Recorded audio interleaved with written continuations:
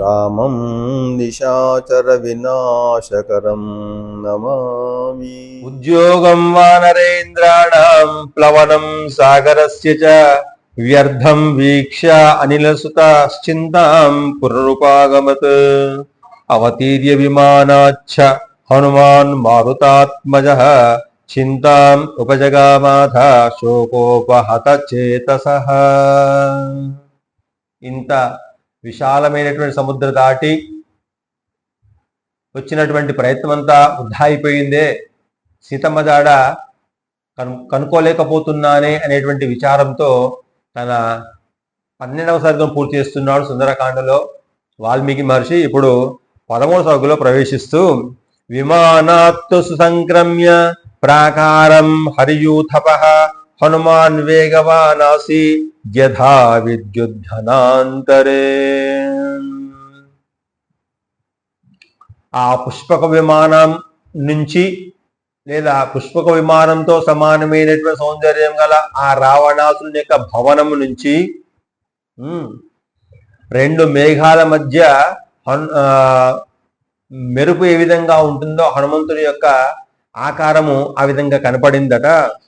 విమానాతు సుసంక్రమ్య ప్రాకారం హరియూథపః హనుమాన్ వేగవానాసీత్ యథా విద్యుద్ఘనాంతరే. వేగంగా ఆ ప్రాకారం నుంచి దుంకి ఆ ప్రాకారం దగ్గర ఇంకో ప్రాకారం దగ్గరికి వచ్చి ఏ విధంగా ఉన్నాడో వర్ణిస్తున్నాడు. ఇంకా సంపరిక్రమ్య హనుమాన్ రావణస్య నివేశనాత్ అదృష్ట్వా జానకీం సీతా అబ్రవీద్ వచనం కపిః. ఇంకా భూయిష్టం లోలితాలంక రామస్య చరితా ప్రియం నహి పశ్యామి వైదేహీం సీతాం సర్వాంగ శోభనం. శ్రీరామచంద్రునికి ఎల్లవేళలా ప్రియాన్ని కలిగించేటువంటి వ్యక్తి నా చేత ఇప్పటి వరకు ఈ లంకానగరం అంతా వెతికినా గాని చూడబడలేదు. దాదాపుగా సర్వాంగ శోభనమైనటువంటి ఆ సీతాదేవి యొక్క జాడ జనక మహారాజు యొక్క కూతురైనటువంటి సీతమ్మను ఇంకా చూడలేకపోతున్నాను అనుకుంటూ పల్వలాని తటాకాని సరాంసి సరితస్తథా సద్యోనూపవనాంతాశ్చ దుర్గాశ్చ ధరణీధరాః లోలితా వసుధా సర్వా నతు పశ్యామి జానకీ. ఉద్యానవనాలలో చిన్న చిన్న మడుగులు, పెద్ద పెద్ద సరస్సులు, ఇంకా పెద్ద సరస్సులు, చెరువులు, కొలనులు, నదులు, పెద్ద పెద్ద నదులు, ఎప్పటికీ నీరు నిరాటంగా ప్రవహించేటువంటి స్థలాలు అన్నిటిని కూడా ఈ హనుమంతుని చేత గాలింపబడినవి అంటున్నాడు ఇక్కడ ప్రత్యేకంగా వాల్మీకి మహర్షి. అంటే గాలింపబడడం అంటే ఏంటిది? ఎక్కడ కూడా ఏ స్థలాన్ని కూడా వదిలిపెట్టకుండా వెతుకుతున్నాడు అని. కానీ జనక మహారాజు యొక్క కూతురైనటువంటి సీతాదేవి యొక్క మాత్రం జాడను కనుక్కోలేకపోయినాడు. ఇహ సంపాదినా సీత రావణస్య నివేశనే ఆఖ్యాత గృధ్రరాజేన నచ పశ్యామి తామహం. అక్కడ సముద్ర తీరాన్ని దాటక ముందు సంపాతి పక్షి నేను ఇక్కడి నుంచి చూడగలుగుతున్నాను, రావణాసుని యొక్క అంతఃపురంలో సీతాదేవి శంశుపా వృక్షం మీద కింద కూర్చొని ఉండదని చెప్పి అప్పుడు సంపాతి చెప్పినాడే. మరి ఇక్కడ నాకు ఎవరు కూడా కనపడడం లేదే, సీతమ్మ జాడ చూడలేకపోతున్నానే, జాడ కనుక్కోలేకపోతున్నానే అని చెప్పి విచారం పొందుతున్నాడు హనుమంతుడు. కిన్ను సీతాధవైదేహి మైథిలీ జనకాత్మజ ఉపతిష్ఠేతి వివశ రావణం దుష్టచారిణం.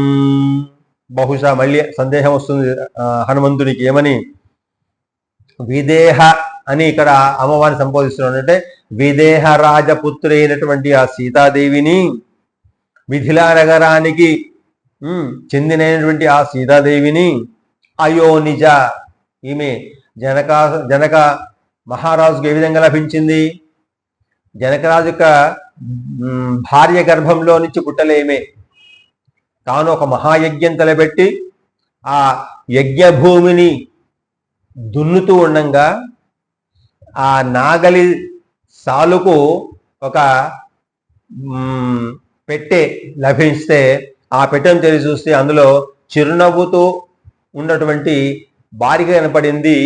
సీత అంటే నాగలి చాలుకు లభించింది కాబట్టి ఆమెకు సీత అనే నామకరణం చేశాడు.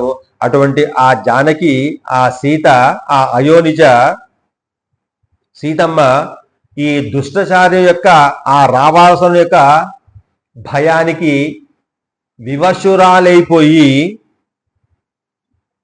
కనపడకుండా పోయిందా ఏమి?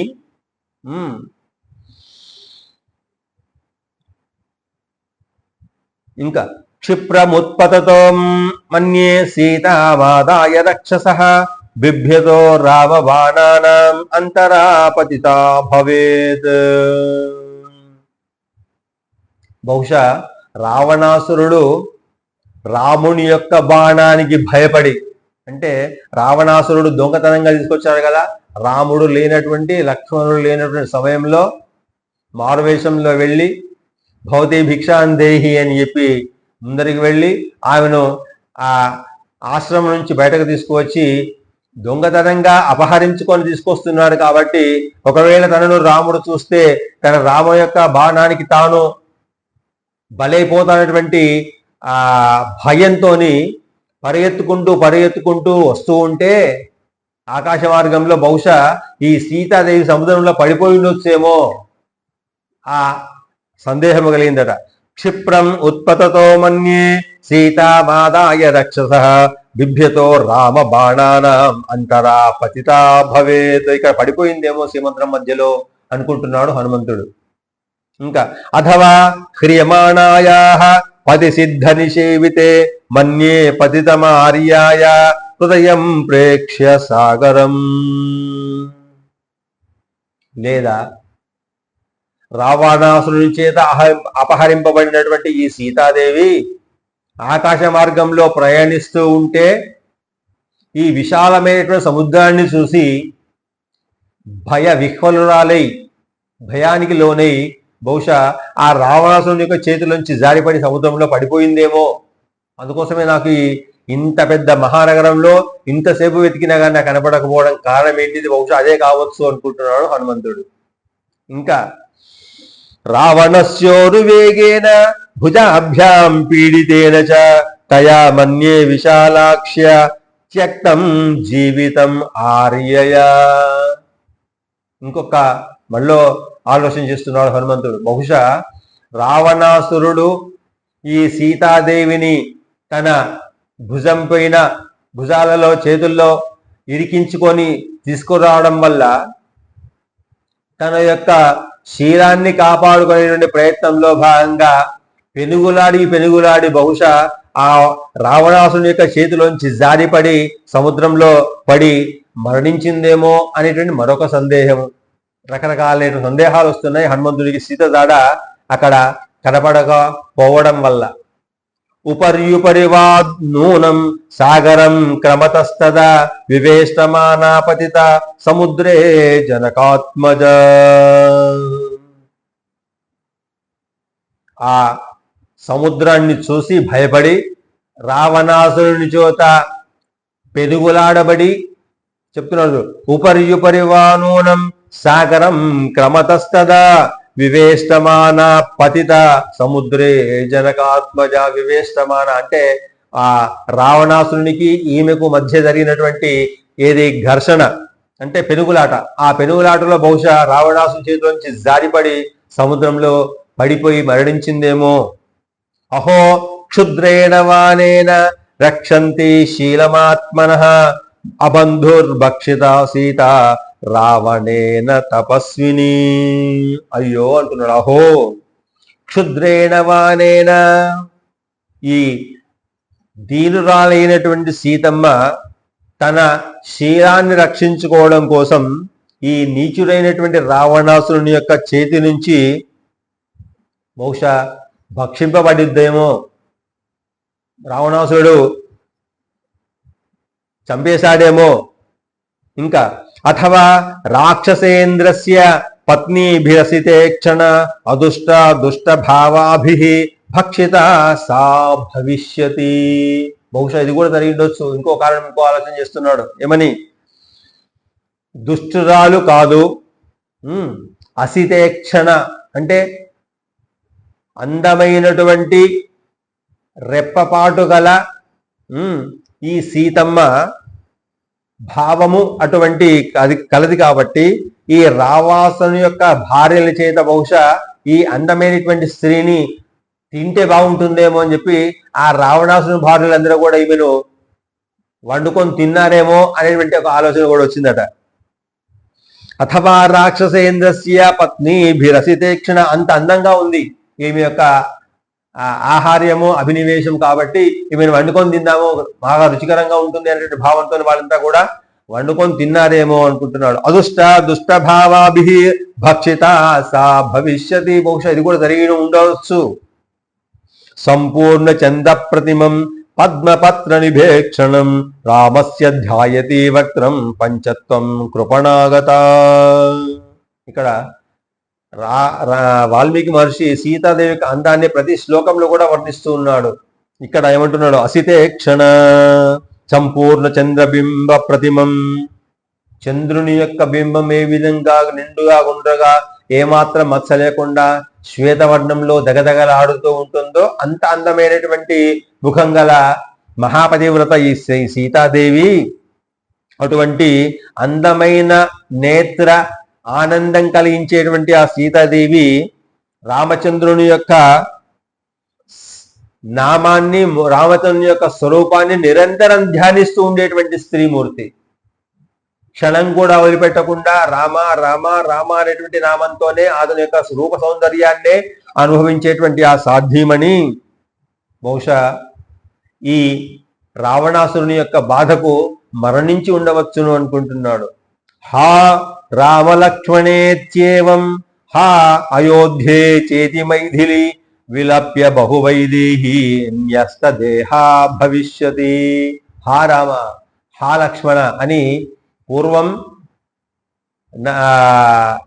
జింకను యొక్క వేటాడేటువంటి సందర్భం లోపల రాముడు లక్ష్మణుణ్ణి కాపలాగా ఉంచి సీతాదేవిని ఎక్కడికో వెళ్లకుండా జాగ్రత్తగా కాపాడు లక్ష్మణ అని చెప్పి రక్షణ బాధ్యత అప్పగించి రాముడు ఆ అందమైనటువంటి జింకను వేటాడడానికి వెళ్ళినప్పుడు ఆ రాముని యొక్క బాణానికి దెబ్బ తగిలినటువంటి మారీచుడు తాను చనిపోతూ కూడా రావణాసుని యొక్క ఆజ్ఞ హా రామ హా లక్ష్మణ అనేటువంటి పదాలను పలికిండు కదా, మాటలు పలికిండు కదా. అటువంటి మాటలు ఇక్కడ గుర్తు చేసుకుంటున్నాడు వాల్మీకి మహర్షి. హా రామ లక్ష్మణేత్యేవం హా అయోధ్యే చేతి మైథిలి విలప్య బహువైదేహి న్యస్తదేహ భవిష్యతి. అప్పుడేమో రాక్షసుడైనటువంటి వాడు హా రామ హా లక్ష్మణ అంటే ఇప్పుడు ఈ సీతాదేవి రాముని యొక్క వియోగం చేత, రావణాసురుని యొక్క స్త్రీల యొక్క భయం చేత హా రామ హా లక్ష్మణ అంటూ సీతాదేవి ఈ విదేహే దర్భ అంటే విదర్భరాజ సుత అయినటువంటి సీతాదేవి తన ప్రాణాన్ని వదిలిపెట్టిందేమో అనుకుంటున్నాడు హనుమంతుడు. అథవా నిహితాం అన్యే రావణస్య నివేశనే నూనం లాలప్యతే సీత పంజరస్థేన శారిక. పంజరంలో బంధింపబడేటువంటి గోరింక ఏ విధంగా ఉంటుందో అందమైనటువంటి గోరింక. ఇక్కడ వాల్మీకి మహర్షి ఈమెను అందమైనటువంటి గోరింకతో వర్ణిస్తూ ఉన్నాడు.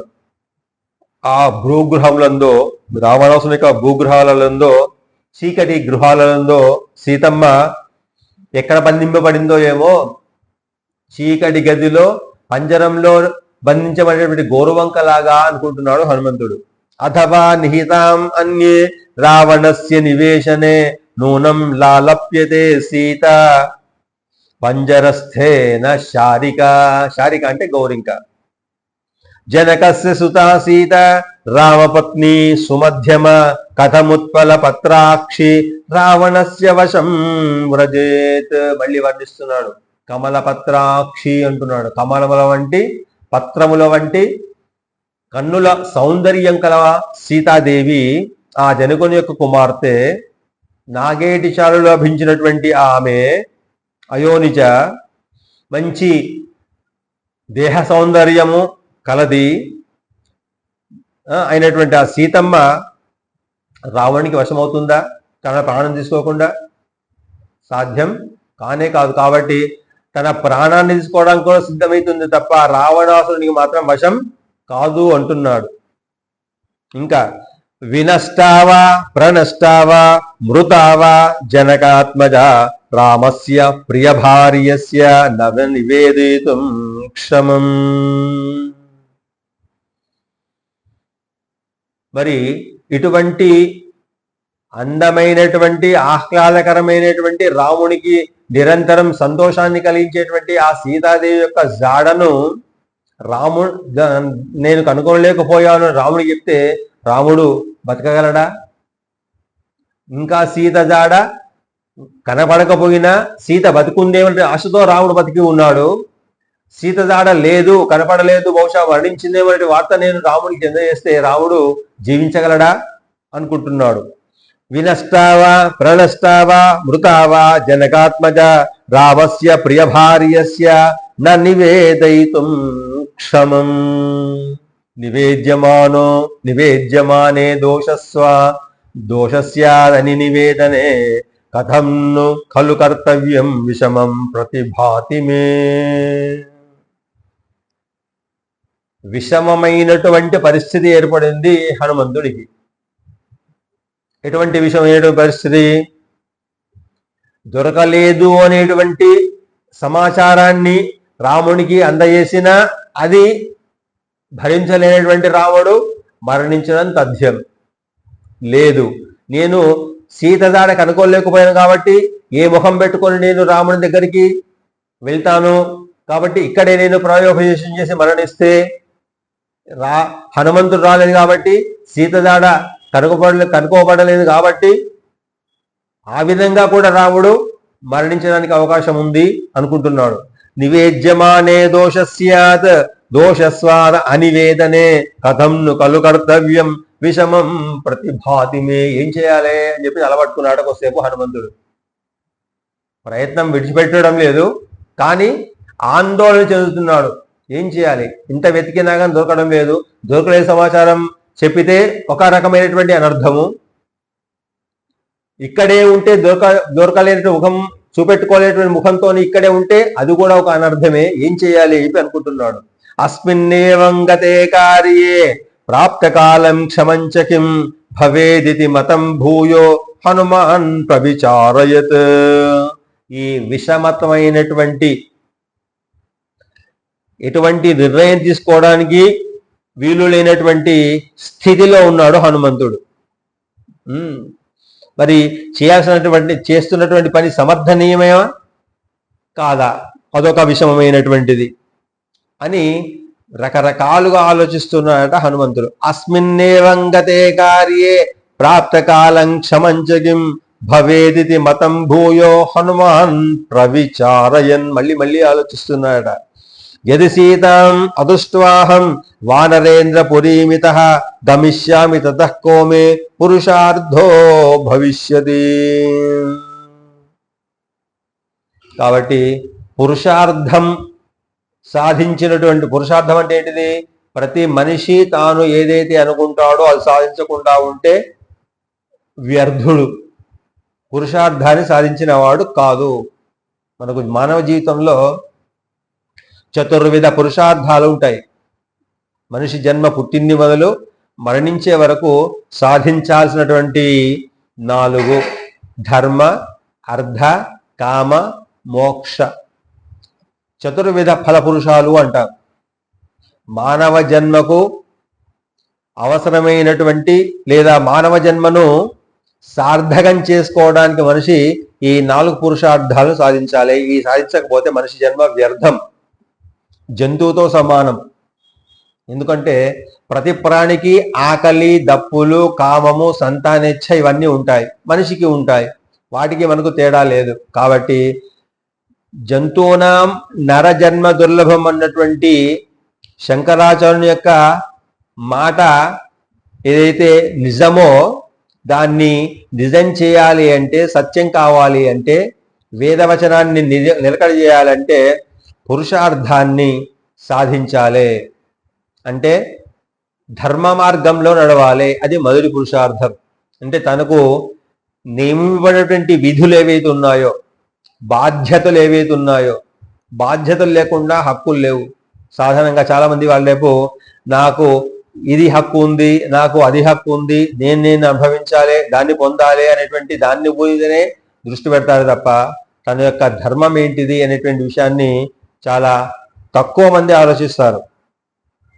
కానీ తన బాధ్యతను చక్కగా నిర్వహించగలిగినటువంటి వాడే హక్కులకు అధికారం అవుతాడు తప్ప బాధ్యతలు విస్మరిస్తే హక్కులకు అధికారి కానే కాలేడు.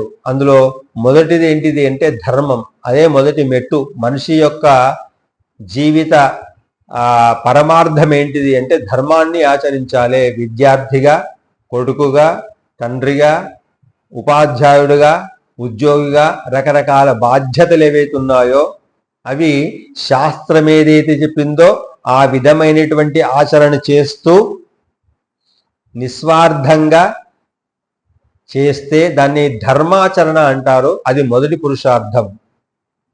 దాని ఆధారంగానే రెండవ పురుషార్థం ఏంటిది? అర్థం. ధర్మ అర్థ. అర్థం అంటే ఏంటిది? సంపాదన.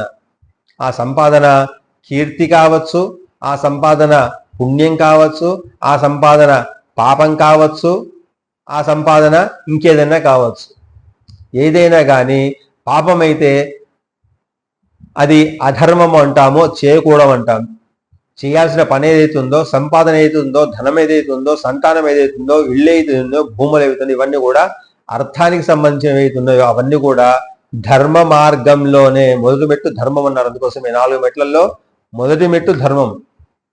ఇక్కడ అధర్మాన్ని పాటిస్తే మిగతా మెట్లు ఎన్ని ఎక్కినా కానీ అవి నిష్ప్రయోజనము, నిష్ఫలం. కాబట్టి ధర్మ మార్గంలో అర్థాన్ని సాధించాలి. అష్టైశ్వర్యాలు సంపాదించు, అనుభవించు, ఇబ్బంది లేదు. లేదా ఇతరులకు సమాజం కోసం ఉపయోగించు. అది పురుషార్థం రెండవది. ధర్మ అర్థ. ఈ రెండింటిని ఆధారంగా చేసుకునే మూడవ మెట్టు కామం. అంటే కోరికలు తీర్చుకోవడం. శారీరకంగా కావచ్చు, ఇంకేదో రకమైనటువంటి కావచ్చు, సంతానాన్ని పొందడానికి కావచ్చు, సాధించడానికి సంబంధించినటువంటి ఏ కోరికనైనా కావచ్చు. అవన్నీ కూడా ఏ మార్గంలో ఉండాలి? ధర్మానికి సంబంధించి సంపాదించినటువంటి అర్థంతో సుఖాలను పొందాలి అంటున్నారో అది కామం. ఇక దాని ద్వారానే సుఖం లేకుండా కూడా మోక్షం రాదు అంటారు ఋషులు, మునులు. భోగి కానివాడు మోక్ష కామి కానివాడు అంటాడు. అంటే భోగాలను అనుభవిస్తేనే వాడు మోక్షానికి అర్హత ఉంటుంది అని ఉంటుంది. కానీ అది ఏ మార్గంలో సుఖాలు అనుభవించాలి, భోగాలు అనుభవించాలి? ధర్మానికి సంబంధించినటువంటి అర్థంతో, అర్థానికి సంబంధించినటువంటి భోగాలను అనుభవిస్తే దానికి దోషం లేదు, పాపం లేదు. కాబట్టి వానికి మోక్షాన్ని పొందడానికి, ఇక్కడ మోక్షం అంటే ఏంటిది? ఇక్కడ భక్తి, జ్ఞాన, వైరాగ్యాలు ఇక్కడ ప్రధానమైనటువంటి. మోక్షం అంటే సులభంగా వచ్చేది కాదు, కొంటే వచ్చేది కాదు, సాధిస్తే వచ్చేది కాదు. సాధిస్తే వచ్చేది కొంతవరకు పూర్వజన్మ సుకృతం వల్లనే కావచ్చు, తల్లిదండ్రుల యొక్క పోషణ వల్ల కావచ్చు. చిన్నప్పటి నుంచే పిల్లవాడికి భక్తి మార్గంలో నడిపించినట్టయితే వాడు ధర్మ మార్గంలో నడవడానికి అవకాశం ఉంటుంది. ఎవడైతే భక్తి మార్గంలో ఉంటాడో వాడికి మాత్రమే జ్ఞానం సంపాదించేటువంటి అర్హత ఉంటుంది. ఎవరికైతే జ్ఞానం సంపాదిస్తాడో, వాడు దాన్ని విజ్ఞానంగా ఉపయోగించుకుంటాడో, సమాజోపయోగంగా చేస్తాడో వాడికి మాత్రమే మూడవ సాధించడానికి అవకాశం ఉంటుంది. భక్తి, జ్ఞాన, వైరాగ్యం. వైరాగ్యం అంటే ఏంటిది? విశేషమైనటువంటి రాగం కలదాన్నే వైరాగ్యము అంటాం. ఏంటి విశేషమైనటువంటి వైరాగ్యం? రాగము అంటే ప్రేమ, రాగము అంటే అటాచ్మెంట్, రాగము అంటే నాకు కావాలి, నేను పొందాలి అనేటువంటిది కోరిక. భోగాలకు, సుఖాలకు అనుగుణమైనటువంటిది రాగము. దాన్ని ప్రేమ అంటాము, కోరిక అంటాము. అది విశేషంగా ఉన్నట్టయితే వైరాగ్యం. వైరాగ్యం అంటే సాధారణంగా ఏమనుకుంటారంటే అన్ని వదిలిపెట్టిపోవడం అనుకుంటారు, సన్యాసులు అనుకుంటారు. సన్యాసంలో కూడా వ్యుత్పత్తి అర్థంలో సత్ న్యాస ఇది సన్యాస అంటాం. అంటే సక్రమమైనటువంటి మార్గంలో సంచరించేవాడు సన్యాసి, కానీ అన్ని వదిలిపెట్టుకుంటూ పోయేవాడు సన్యాసి కాదు. ఇక్కడ వైరాగ్యం కూడా అదే. వైరాగ్యం అంటే ఏంటిది? వస్తువుల పట్ల కానీ వ్యక్తుల పట్ల కానీ రాగము విశేషణంగా ఉండాలి. రాగం అంటే ఏంటిది? ప్రేమ. విశేషణంగా ఉండడం ఏంటిది? అటాచ్మెంటు ఉండొద్దు, డిటాచ్మెంటు ఉండొద్దు. అంటే తన డ్యూటీ తాను చేస్తున్నాను ఒక ఉపకరణం లాగానే అని భావించాలే తప్ప ఇది నేను చేస్తున్నాను, ఇది నా చేత చేయబడింది, నేనైతేనే చేయగలను, నా వల్లనే చేయబడింది అనేటువంటిది అహంకారం అవుతుంది. ఇది వైరాగ్యం కాదు. వైరాగ్యం అంటే ఏంటిది? సుఖం వచ్చినా దుఃఖం వచ్చినా స్థితప్రజ్ఞతగా కలిగి ఉండడము, సంపద వచ్చినా లేదా సంపద తొలగిపోయినా ఒకే రకంగా ఉండగలగడము, లేదా తన దగ్గర సంపదలు ఉంటే దాన్ని ధర్మ మార్గంలో సంపదలను అనుభవిస్తూ మిగిలినటువంటి సంపదలను సమాజానికి ఉపయోగపడే విధంగా ఉపయోగిస్తే అది వైరాగ్యం. అది ఎప్పుడు లభిస్తుంది? జ్ఞానం వల్లనే లభిస్తుంది. జ్ఞానం ఎప్పుడు లభిస్తుంది? భక్తి వల్లనే లభిస్తుంది. కాబట్టి భక్తి, జ్ఞాన, వైరాగ్యాలను సంపాదించడము చతుర్విధ పురుషార్థాలకు మనిషి జీవిత సార్థకతకు అతి ముఖ్యమైనటువంటివి ఏం చెప్తున్నాడు ఇక్కడ వాల్మీకి మహర్షి హనుమంతుని ద్వారా. ఇక్కడ హనుమంతుడు తాను విచారానికి లోనవుతూనే ఏం చెప్తున్నాడు? యది సీతాం అదృష్ట్వాహం వానరేంద్రపురీం ఇతః గమిష్యామి తతః కోమే పురుషార్థో భవిష్యతి. పురుషార్థమా?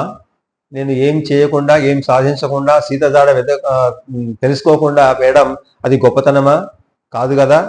అది పురుషార్థం కానే కాదు అనుకుంటున్నాడు. మమేదం లంఘనం వ్యర్థం సాగరస్య భవిష్యతి ప్రవేశశ్చైవ లంకాయ రాక్షసానాంచ దర్శనం. 100 యోజన విస్తీర్ణం గల సముద్రాన్ని దాటడం వ్యర్థమే, ఈ లంకలో ప్రవేశించడము వ్యర్థమే, ఆ సముద్ర మార్గంలో అవరోధాలను అధిగమించడము వ్యర్థమే, ఈ లంకా నగరంలో ప్రవేశించిన తర్వాత ఈ రాక్షసులందరినీ కూడా దర్శించడము వ్యర్థమే. ఇవన్నీ కూడా వ్యర్థమే. దేని ముందు? సీతమ్మ జాడ వెతకదానికి ముందు ఇవన్నీ కూడా వ్యర్థమే అనుకుంటూ ఉన్నాడు హనుమంతుడు. కిమ్మాం వక్షతి సుగ్రీవో హరయో వా సమాగతాః కిష్కింధాం సమనుప్రాప్తం తౌ వా దశరథాత్మజో. నేను వట్టి చేతులతో వెళ్తే ఆ సుగ్రీవుడు నన్ను ఏ విధంగా రిసీవ్ చేసుకుంటాడు? ఆ రామచంద్రస్వామి నన్ను ఏ విధంగా ఆదరిస్తాడు? ఆ వానరులు నన్ను ఏ విధంగా అనుమానిస్తారు? నా శక్తి సామర్థ్యాలన్నీ కూడా వ్యర్థమే కదా అనుకుంటున్నాడు తనలో తాను. కిం మాం వక్షతు సుగ్రీవో హరయో వా సమాగతాః కిష్కింధాం సమనుప్రాప్తం తౌ వా దశరథాత్మజో. ఆ రామలక్ష్మణులను ఏ విధంగా స్వీకరిస్తారు? ఇది విచారకరమైనటువంటిది అనుకుంటున్నాడు. గత్వాతో యది కాకుస్థం వక్ష్యామి పరమ ప్రియం న దృష్టేతి మయా సీత సతస్తక్షతి జీవితం. కాకుస్థ వంశానికి చెందినటువంటి మహా పురుషోత్తముడైనటువంటి ఆ శ్రీరాముడు ఆ శ్రీరాముని చూసి, అయ్యా రామచంద్ర, నా చేత సీతమ్మ దర్శింపబడలేదు చెప్పి నేను చెప్తే అటువంటి అప్రియమైనటువంటి మాటలు నేను ఆ రామచంద్రుడికి నివేదిస్తే రాముడు ప్రాణంతో జీవిస్తాడా? హా సీత అనే ఆ క్షణంలోనే మరణించడా? ఇదా నా యొక్క పురుషార్థం అనుకుంటున్నాడు హనుమంతుడు. పరుషం దారుణం క్రూరం తీక్ష్ణమింద్రియ తాపనం సీతా నిమిత్తం దుర్వాక్యం శుత్వా స భవిష్యతి సన భవిష్యతి. కాబట్టి అతి క్రూరమైన, అతి హింసాత్మకమైనటువంటి, చెవులకు వినకూడనటువంటి మాట. సీత కనపడలేదు అనేటువంటి మాటను విని రామచంద్రుడు క్షణం కూడా జీవించడు. తంతు కృచ్ఛగతం దృష్ట్వా పంచత్వగత మానసం భృషానురక్తో మేధావి నభవిష్యతి లక్ష్మణ. మరి రాముడు ఆపదలో ఉండి రాముడు మరణిస్తే అటువంటి రాముడు చూసినటువంటి లక్ష్మణుడు బతుకుతాడా? రాముడే ప్రాణంగా తన భార్యను కూడా వదిలిపెట్టి అయోధ్యను వదిలిపెట్టి రాముడే నాకు దైవము అని చెప్పి అనుక్షణం ఆయనను నేను కాపాడుతాను అని చెప్పి ప్రతిజ్ఞ చేసినటువంటి ఆ లక్ష్మణుడు రాముణ్ణి వియోగంతో అతడు బతకగలడా? అతను మరణిస్తాడు, జీవించడు. వినష్టౌ భ్రాతరౌ శుత్వా భరతోపి మరిష్యతి భరతంచ మృతం దృష్ట్వా శత్రుఘ్నో న భవిష్యతి. ఈ సమాచారం చేసినటువంటి భరతుడు బతుకుతారా? రామ లక్ష్మణుడు మరణించాల విషయం తెలియగానే భరతుడు మరణిస్తాడు. భరతుడు మరణించాల విషయం తెలియగానే శత్రుఘ్నుడు మరణిస్తాడు. పుత్రాన్ మృతాన్ సమీక్ష్యాధ న భవిష్యంతి మాతరః కౌసల్యా చ సుమిత్రా చ కైకేయీ చ న సంశయః. ఇంకా ఇంత అరిష్టాలు, ఎన్ని అరిష్టాలు జరుగుతాయో ఇక్కడ హనుమంతుడు తనలో తాను అనుకుంటున్నాడు. మరి రామ లక్ష్మణ భరత శత్రులు మరణించినటువంటి విషయం తెలిసినటువంటి ఆ మాతలు కౌసల్య సుమిత్ర కైకేయి జీవించగలరా? జీవించలేరు. ఆ క్షణంలోనే వారో మరణిస్తారు అని చెప్తున్నాడు. కృతజ్ఞ సత్యసంధశ్చ సుగ్రీవ ప్లవగాధిప రామం తథాగతం దృష్ట్వా తతస్తక్షతి జీవితం. కృతజ్ఞుడు, ప్రపంచంలో అమితమైనటువంటి కృతజ్ఞత కలవాడు ఎవరయ్యా అంటే సుగ్రీవుడు. సుగ్రీవము అంటే అందమైనటువంటి మాట, అందమైనటువంటి కంఠము, అందమైనటువంటి కంఠాభరణం కలవాడు సుగ్రీవుడు, మహాతేజ సంపన్నుడు. అటువంటి ఆ సుగ్రీవుడు సత్యసంధుడు అంటే ఆడిన మాటను తప్పకుండా మిత్రధర్మాన్ని పాటించేటువంటి ఉత్తమ వానరాగ్రేసుడు ఎవరయ్యా అంటే సుగ్రీవుడు. అటువంటి ఆ సుగ్రీవుడు వానరరాజు ఆ విధంగా తన అమితమైనటువంటి మిత్రుడైనటువంటి శ్రీరాముడు మరణిస్తే సుగ్రీవుడు జీవిస్తాడా? సుగ్రీవుడు కూడా మరణించేయడానికి అవకాశం ఉంటుంది. ఈ విధంగా ఇంకా దుర్శన వ్యధిదాదీన నిరానంద తపస్విని పీడిత భర్తుశోకేన రుమాత్యక్షతి జీవితం. ఆ సుగ్రీవుని యొక్క ధర్మపత్ని అయినటువంటి రుమాదేవి, సుగ్రీవుని యొక్క భార్య పేరు రుమ, వాళ్ళ యొక్క భార్య పేరు ఉమ. కాబట్టి ఆ సుగ్రీవుని మరణం విన్నటువంటి భార్య అనేటువంటి రుమ జీవించి ఉండడం సాధ్యమేనా? సాధ్యం కాదు. ఆ విధంగా సుగ్రీవుని యొక్క మరణ వార్త విన్నటువంటి ఆ రుమ కూడా ప్రాణత్యాగం చేసి ప్రాణాన్ని విడిచి పెట్టేటువంటి అవకాశం ఉంటుంది. కాబట్టి ఇంకా వాలిజేనతు దుఃఖేన పీడిత శోకకర్షిత పంచత్వంచ గతేరాజ్ఞి తారాపి న భవిష్యతి. వాళ్ళ యొక్క భార్య తారా కూడా వానరాజు అయినటువంటి సుగ్రీవుడు మరణిస్తే, ఆ సుగ్రీవుని భార్య అయినటువంటి రుమ మరణిస్తే తాను జీవించి ఉండగలదా? కాబట్టి ఈ మరణ వార్తలు విన్నటువంటి ఆ తారా కూడా మరణించడం తప్పదు. ఇంకేమంటున్నాడు? మాతా పిత్రోర్వినాశేన సుగ్రీవ వ్యసనేన చ కుమారోప్యంగత కస్మాత్ ధారయిష్యతి జీవితం. తల్లివాయే తండ్రిపాయే అంటే వాలిపోయిండు, చనిపోయిండు, తల్లి చనిపోయింది తారా. ఈ తర్వాత వానరాజు అయినటువంటి సుగ్రీవుడు చనిపోయిండు. వీళ్ళందరం చనిపోయిన తర్వాత ఆ వాలి యొక్క కుమారుడు అంగదుడు జీవించగలరా? అంగదుడు కూడా మరణిస్తాడు దీనివల్ల, ఈ కారణం చేత. ఇంకా భర్తృజేనతు దుఃఖేన హ్యభిభూత వనౌకసః శిరాంస్య బహనిష్యంతి తలైర్దుష్టభిరేవ చ. ఈ సుగ్రీవుని యొక్క లేదా అంగదుని యొక్క, సుగ్రీవేమో వానలందరికీ రాజు కాబట్టి సుగ్రీవుడు, తర్వాత యువరాజు అంగదుడు, వీరిద్దరి మరణం విన్న తర్వాత చూసిన తర్వాత సమస్తమైనటువంటి వేల కొలది లక్షల కొలది వానర శ్రేష్ఠులు, ఆఖరకు జాంబవంతునితో సహా వీళ్ళందరూ కూడా తమను తాము గుద్దుకొని తమను తాము హింసించుకొని మరణించేటువంటి అవకాశం తప్పకుండా ఉంటుంది. వాళ్ళు కూడా జీవించి ఉండరు. అంటే వానర సమూహం అంతా కూడా మరణించే అవకాశం ఉంటుంది, అంగదుడు లేకపోయినందువల్ల, సుగ్రీవుడు లేకపోయినందువల్ల. ఇంకా సాంత్వేనానుప్రదానేన మానేన చ యశస్విన లాలితా కపిరాజేన ప్రాణం త్యక్షంతి వానరాః. ఆ విధంగా సమస్తమైనటువంటి వాన సమూహం అంతా కూడా సుగ్రీవుడు, అంగదుడు, జాంబవంతుడు, నీలుడు మొదలైన వాళ్ళంతా కూడా ఈ వార్త విని మరణించడానికి ఏమాత్రం సందేహం ఉండదు.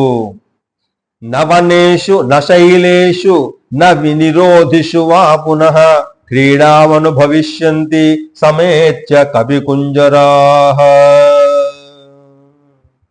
ఎక్కడ కూడా ఇక ముందు భవిష్యత్తులో పర్వతాలలో కానీ అడవులలో కానీ వానరులు అనేటువంటి మాట వినపడదు, వానరులు కనపడరు భవిష్యత్తులో ఈ సంఘటన ద్వారా అనుకుంటున్నాడు హనుమంతుడు. అంటే తన యొక్క మాట వల్ల, తాను అందజేసేటువంటి సందేశం వల్ల ఇన్ని అనర్థాలు జరుగుతాయని చెప్పి ఊహిస్తున్నాడు. అంటే వానర సమూహం అంతా కూడా నశించడానికి అవకాశం ఉంటుంది, ఇక్ష్వాకు వంశం అంతా కూడా నశించడానికి అవకాశం ఉంటుంది అంటున్నాడు. తన యొక్క అశక్తత వల్ల ఇగో ఇన్ని అనష్టాలకు కారణమవుతున్నాను నేను అనుకుంటున్నాడు.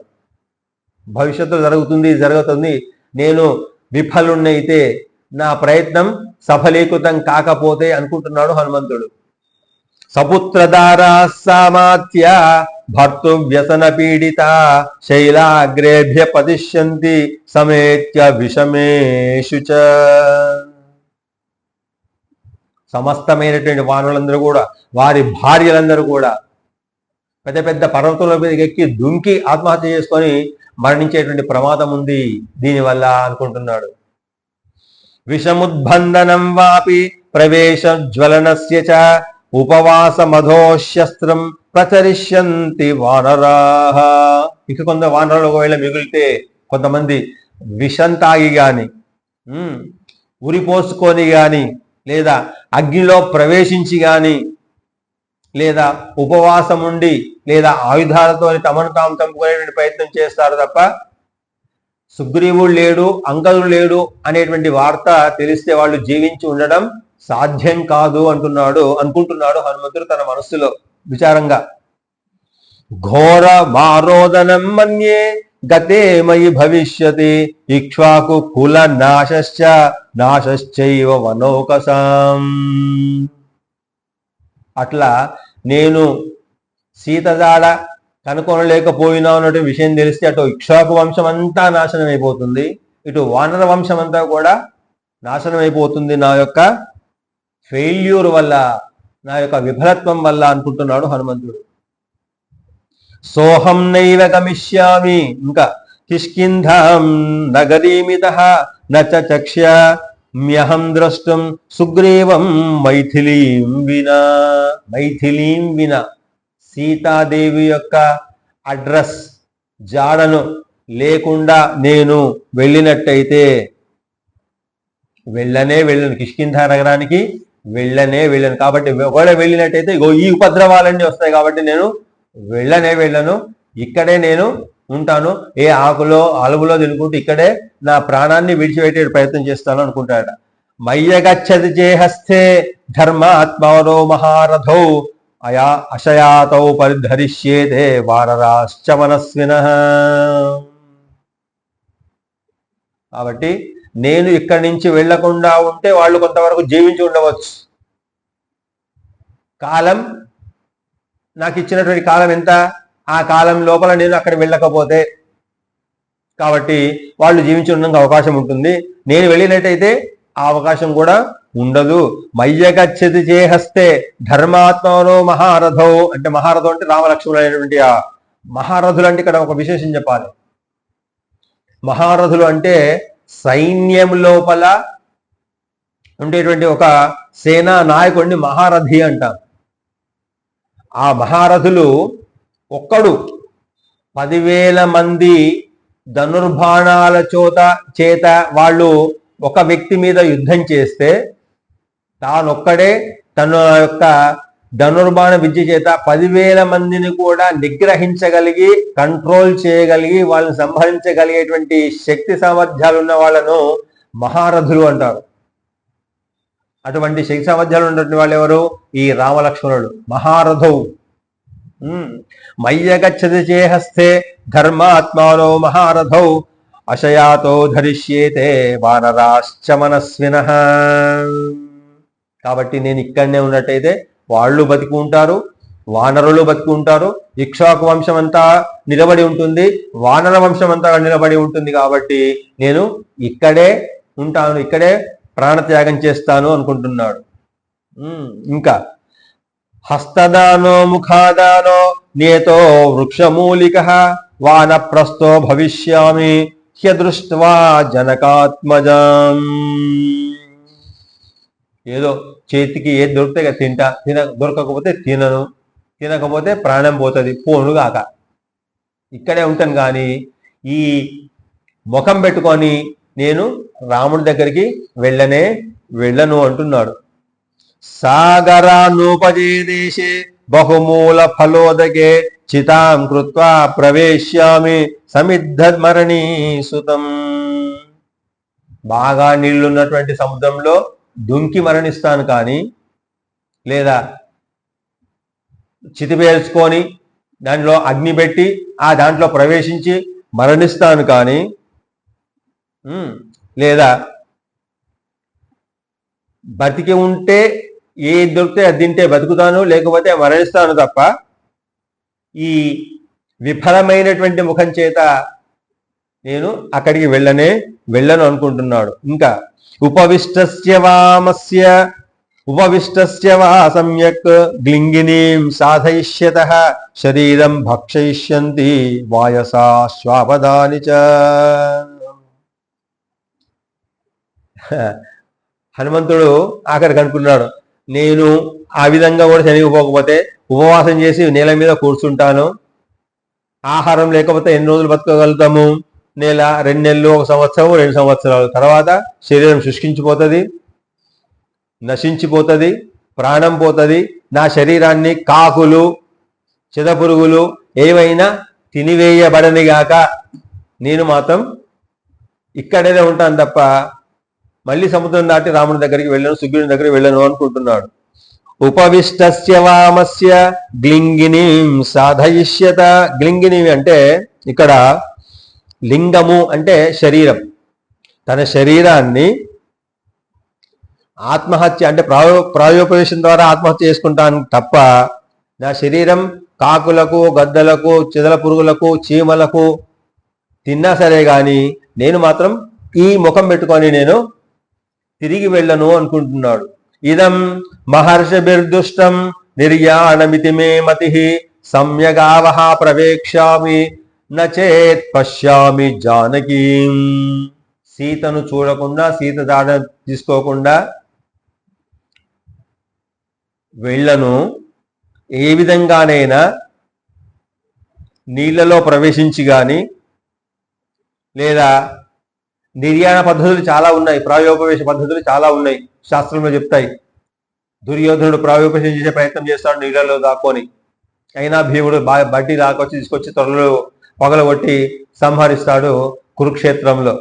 అట్లా ఏ రకంగానైనా నేను మరణించేటువంటి ప్రయత్నమే చేస్తాను తప్ప సీత జాడ వెతకకుండా నేను వెళ్ళను. అక్కడ చూడు మళ్ళీ చెప్తాను, సీత జాడ వెతకకుండా అనుకుంటే ఇంకా ప్రయత్నం చేస్తాను తప్ప ప్రయత్నం మాత్రం విరమించను అంటున్నాడు. ప్రయత్నం మాత్రం విరమించకుండా నా ప్రయత్నం చేస్తూనే ఉంటాను. ఒకవేళ ప్రయత్నం చేయడం లోపల నా ప్రాణం పోయినా సరే కానీ ప్రయత్నం సఫలం కాకుండా మాత్రం నేను వెనక్కి వెళ్ళను. సుజాతమూల శుభగా కీర్తిమాలా యశస్విని ప్రభగ్న చిరరాత్రియం మమ సీతాం అపశ్యతః. ఈ సుదీర్ఘమైనటువంటి రాత్రి, ఆ హనుమంతునికి ఈ రాత్రి అంతా కూడా చాలా దీర్ఘంగా కనబడిందట. ఎందుకోసము? ఆ సముద్రాన్ని దాటడానికి పట్టినటువంటి కాలము ఆయనకు దాదాపుగా 24 గడియలు పట్టిందట. 30 గడియలు పట్టిందట. గడియకు 24 నిమిషాలు చొప్పున 3 24 ఎంత అవుతుంది? 3 2 6 3 4 12 దాదాపు 72 నిమిషాలు మాత్రమే పట్టింది ఆయనకి బహుశా. అట్లా ఈ సముద్ర లంఘనం దాటిన తర్వాత, త్రికూట పర్వతం మీద అడుగుపెట్టిన తర్వాత, ఈ రాత్రి సమయంలో చంద్రోదయం అయిన తర్వాత, లంకా ప్రవేశం ఎడమ కాలంలో చేసిన తర్వాత, ఈ ప్రయత్నం అంతా ఏదైతుందో సుదీర్ఘమైనటువంటి రాత్రిలాగా భావిస్తున్నాడు.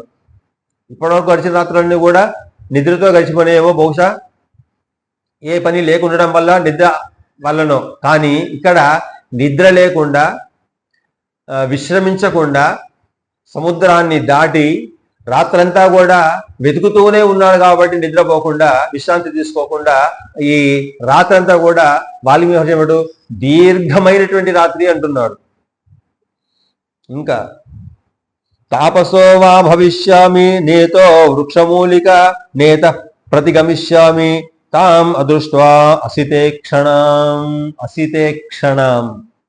అంటే అందమైనటువంటి నేత్ర సౌందర్యము కలది సీతమ్మ.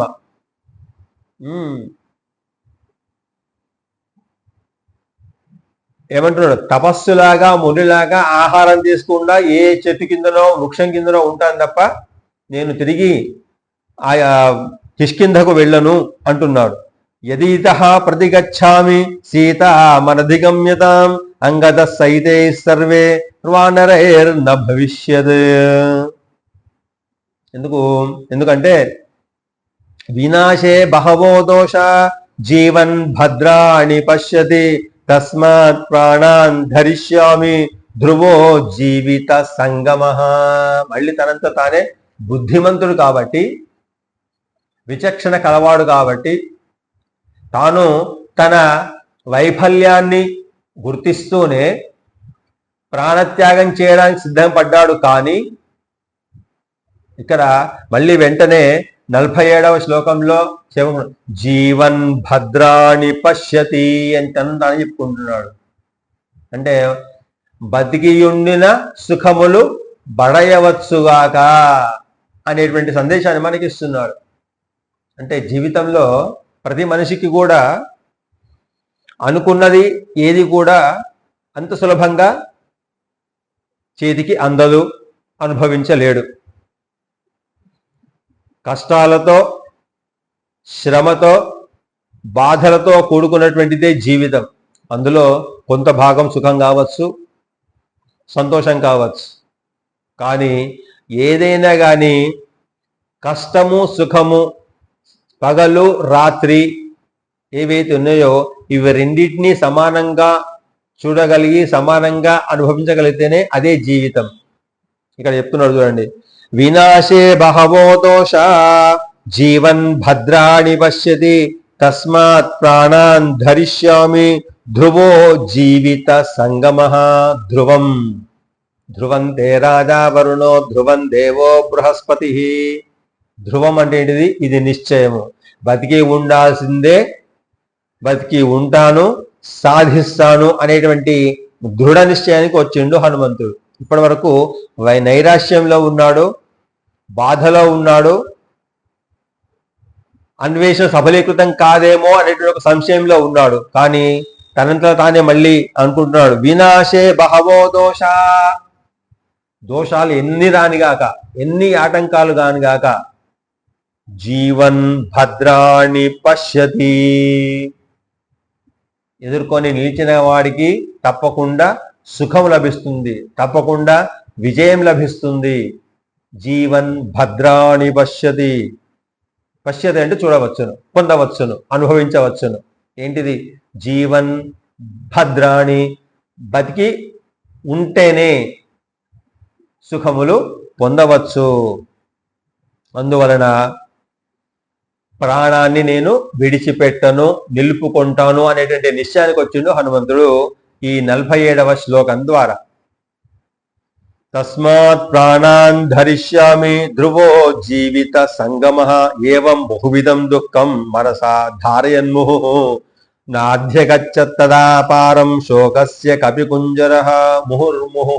మళ్ళీ మళ్ళీ అనేక విధములైనటువంటి రకరకాలుగా ఆలోచనలతో ఉన్నటువంటి, మాటి మాటికి ఊహించడానికి కూడా వీలైనటువంటి ఆలోచన చేసినటువంటి ఆ కవిశ్రేష్ఠుడు ఇప్పుడు శ్లోకం యొక్క అంతాన్ని పొందినాడు.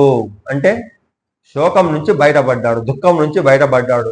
ఏ విధంగా అర్జునుడు ద్వాపర యుగంలో కృష్ణుని యొక్క గీతాసారం చేత విషాదయోగం నుంచి బయటపడి కర్మణ్యేవాధికారస్తే మా ఫలేషు కదాచన మా కర్మ ఫలదే తుర్భు మాతో సంగోస్త కర్మణి అని చెప్పినటువంటి శ్రీకృష్ణు యొక్క ఉపదేశాన్ని అనుసరించి తన ధర్మం ఏంటిది, క్షత్రియ ధర్మం ఏంటిది, యుద్ధం చేయడం. దేనికోసం యుద్ధం చేయాలి? ధర్మాన్ని నిలబెట్టడం కోసం, ధర్మరాజు కోసం యుద్ధం చేయాలి. కాబట్టి యుద్ధం చేస్తాను ఏ విధంగా ఆ అర్జునుడు అనుకున్నాడో, అర్జునునికి వీళ్ళందరికీ కూడా ఆదర్శప్రాయుడు ఈ హనుమంతుడే. ఎందుకంటే ఈ హనుమంతుడు వాళ్ళకంటే ముందు త్రేతాయుగం నాటి వాడు కాబట్టి. ఏవం బహువిధం దుఃఖం మనసా ధారయన్ముహు నాద్యగచ్చత్తదాపారం శోకస్య కపికుంజరః రావణం వా వధిష్యామి. ఇక్కడ చెప్పుకుంటున్నాడు ఇక, రావణం వా వధిష్యామి దశగ్రీవం మహాబలం కామమస్తు హృతా సీత ప్రత్యాశీర్ణం భవిష్యతి. ఏదైతే అదైతుంది. సీతాదేవిని వెతకకపోతే దొరకకపోవచ్చు. నేను వెళ్ళడం మాత్రం రావణ్ణి చంపేపోతా. ఆ దశకంఠుడైనటువంటి రావణాసురుణ్ణి చంపి ఆ సమాచారాన్ని తీసుకుపోయి రావణుడికి ఇచ్చేస్తా అనుకుంటున్నాడు మనసులో. ఇంకో రకంగా సీతమ్మ దొరికిందా ఓకే, దొరకకపోయినా ఇంకా ఓకే, రావణాసురుని మాత్రం చంపకుండా నేను లంకను దాటి వెళ్ళను అనుకుంటున్నాడు. రావణం వా వధిష్యామి దశగ్రీవం మహాబలం కామమస్తు హృతా సీత ప్రత్యాచీరణం భవిష్యతి. ఇది మాత్రం జరుగుతుంది. నేను లంకను విడిచిపెట్టి వెళ్ళడం మాత్రం రావణాసుని సంహరించిన తర్వాతనే వెళ్తాను తప్ప రావణాసుని సంహరించకుండా వెళ్ళడం జరగదు అనుకుంటున్నాడు. అధవైనం సముక్షిప్య ఉపర్యుపరి సాగరం రామయోప హరిష్యామి పశుం పశుపతేరివ. అట్లా ఈ రావణాసురుణ్ణి సంహరించడమే కాదు, ఆ రావణాసురుని నా చేతుల మీద ఎత్తుకొని భవిష్యత్ కాలంలో రామరావణ యుద్ధం లోపల సంజీవన పర్వతాన్ని హనుమంతుడు ఏ విధంగా సంజీవని మూలికలు దొరకకపోతే పర్వతంతో సహా పెగిలించుకొని సముద్రం నుంచి వేస్తాడో ఆ విధంగా ఈ రావణాసురుణ్ణి నేను చేతుల పట్టుకొని ఆ రాముని కాలం ముందర పడేస్తాను అనుకుంటున్నాడు. అంత ఆగ్రహానికి వచ్చిండు, అంత పట్టుదలకు వచ్చిండు హనుమంతుడు. అది కార్యసాధకుని యొక్క లక్షణం. సాధనాత్ సాధ్యతే సర్వం. ఏదైనా మనము సాధించవచ్చు. ఎప్పుడు సాధనమున పనులు సమకూరు ధరలోన విశ్వదాభిరామ వినురవేమ అంటాడు వేమన శతకంలో. ప్రయత్నం చేయకుండా, సాధన చేయకుండా ఏది కూడా మనకు సులభంగా లభించదు. ప్రతిదీ లభిస్తుంది, ప్రతిదీ మనకు విజయం లభిస్తుంది, ప్రతిదీ సాధ్యమే ఎప్పుడు సాధనలోనే. ఇక్కడ అదే చెప్తున్నాడు. అధవైనం సముక్షిప్య ఉపర్యుపరి సాగరం రామయోపహరిష్యామి పశుం పశుపతేరివ. ఎగిరెగిరి అంటాం తప్ప సినిమాలను మనం చూస్తాం చూడు, ఎగిరెగిరి తనడం, ఎగిరెగిరి కొట్టడం, ఎగిరెగిరి వాడిని తీసుకొని పోవడం, ఇవాళ సినిమాలు చూస్తున్నాం కదా. ఆ విధమైనటువంటి వర్ణన ఇక్కడ వాళ్ళు వ్యవహారం చేస్తున్నాడు. అధవైనం సముక్షిప్య ఉపర్యుపరి సాగరం రామయోపహరిష్యామి పశుం పశుపతేరివ. పశువును ఏ విధంగా మనము అంటే చెప్తే వినకపోతే పశువుని ఏ విధంగా మనం దండించుకొని తీసుకుపోతాము. దండం దశగుణం భవేదని ఒక శాస్త్రం ఉన్నది. అంటే దండము అంటే ఏంటిది? ఈ దండం కాదు, ఈ దండం 10 రకాలైనటువంటి గుణాలను సవరిస్తట దండం. ఆ విధంగా హనుమంతుడు ఆ రావణాసురుణ్ణి కొట్టి తిట్టి లాక్కుంటూ తీసుకుపోయి తన్నుకుంటూ తీసుకుపోయి ఆ సముద్రం నుంచి ఎగురుకుంటూ తీసుకుపోయి రాముడి కాళ్ళ ముందర పడేస్తాను అని చెప్పి అంటున్నాడు హనుమంతుడు. ఇక్కడ పశుపతి అనే ఒక శబ్దం వచ్చింది. శివుడు. పశుపతి అంటే ఎవరు? శివుడు. ఇక్కడ చూడండి. అథవైనం సముక్షిప్య ఉపరి సాగరం రామయోపహరిష్యామి పశుం పశుపతేరివా. ఇక్కడ పశుపతి అంటే శివుడు. పశుపతి అంటే ఇక్కడ ఆవులను లేదా దున్నపోతులను లేదా ఎడ్లను బర్రెలను యజమానిగా కలవాడు పశుపతి. అంటే పశు సమూహానికి అధికారి అయినటువంటి వాడు పశుపతి. ఏ విధంగా తన పశువులను తన కంట్రోల్లో పెట్టుకోవడానికి, తన అదుపులో పెట్టుకోవడానికి, దండించడానికి వెనుకాడడో ఆ విధంగా నేను రావణాసురుని దండించి రాముని కాళ్ళ మీద పడేస్తాను అనుకుంటున్నాడట. ఇది చింతాం సమాపన్న పన్నః సీతా మనధిగమ్యత ధ్యాన శోక పరీతాత్మ చింతయామాస వానరః. ఈ విధంగా పరిపరి విధాలుగా ఆలోచించుకుంటూ సీతమ్మ జాడ దొరకకపోవడం వల్ల ధ్యానంలోకి కొంచెంసేపు వెళ్ళిండట హనుమంతుడు. అంటే నిశ్చలంగా కూర్చొని ఇంకా నేను చేయాల్సిన పని ఏంటిది అని ఒక పద్మాసనం లాగా వేసుకొని జ్ఞాన నిమగ్నుడై ధ్యాన నిమగ్నుడై కొద్దిసేపు ప్రశాంతంగా కూర్చున్నాడట. నిజానికి చాలా సమస్యలు వచ్చినప్పుడు కూడా మనము ఎన్ని రకాలుగా ఆలోచించిన మనకు సమస్యకు పరిష్కారం దొరకకపోతే భగవంతుని ముందు కూర్చొని అన్యథా శరణం నాస్తి త్వమేవ శరణం మమ తస్మాత్ కారుణ్య భావేన రక్ష రక్షో జనార్దన అని చెప్పి ఆ భారం భగవంతుని మీద వేసేసాలట. నీకు మార్గాన్ని సూచిస్తాడు భగవంతుడే. అయితే ఇక్కడ ఒక ప్రయత్నం చూడండి. పూర్వం గజేంద్ర మోక్షంలో మీరు గమనించినట్టయితే, తర్వాత ద్రౌపదీ వస్త్రాపహరణంలో మీరు గమనించినట్టయితే, ఇక్కడ ఒక భగవంతుడు వాళ్ళను రక్షించాడు. గజేంద్రుని రక్షించాడు, ద్రౌపదిని రక్షించాడు. అయితే ఎప్పుడు రక్షించాడు? ఇక్కడ ఒక పెద్ద క్వశ్చన్ మార్క్. కొన్ని సంవత్సరాల వరకు గజేంద్రుడు ఆ మొసలితోని పోరాడిండట. కొన్ని వందల సంవత్సరాల వరకు కూడా పోరాడిండు. అంటే ఇక్కడ మనం గమనించాల్సింది ఏంటిదంటే, గజేంద్రుడి అంటేనే విపరీతమైనటువంటి బల సంపన్నుడు, శక్తి సామర్థ్యాలు కలవాడు. కానీ ఎక్కడ? నేల మీద. కానీ తాను ఉన్నది ఎక్కడ? ఒక సరస్సులో. ఎవరి నోట్లో చిక్కబడి ఉన్నాడు? మొసలి నోట్లో చిక్కబడి ఉన్నాడు. మొసలికి బలం ఎక్కడ? నీటిలో. ఇక్కడ స్థాన బలము ప్రధానమైనటువంటిది ఏర్పడింది. ఇక్కడ గజేంద్రుడు భూమి మీద ఉంటే మొసలి ఇంత సతాయించేది కాదు, యుద్ధం ఎన్ని సంవత్సరాలు జరిగేది కాదు. కానీ ఇక్కడ గజేంద్రునికి ఎంత బలం ఉన్నా కానీ, ఎంత శక్తి సామర్థ్యాలు ఉన్నప్పటికీ కూడా తన స్థానం కాదు, నేల కాదు. తను ఉన్నది పరుల స్థానంలో, జలంలో ఉన్నాడు. జలంలో బలం కలనేటువంటి ప్రాణి ఏది? మొసలి. ఇది ఒకటైతే ఒక అంశం. అయితే ఇంకొక అంశం చూడండి. ఏంటిది?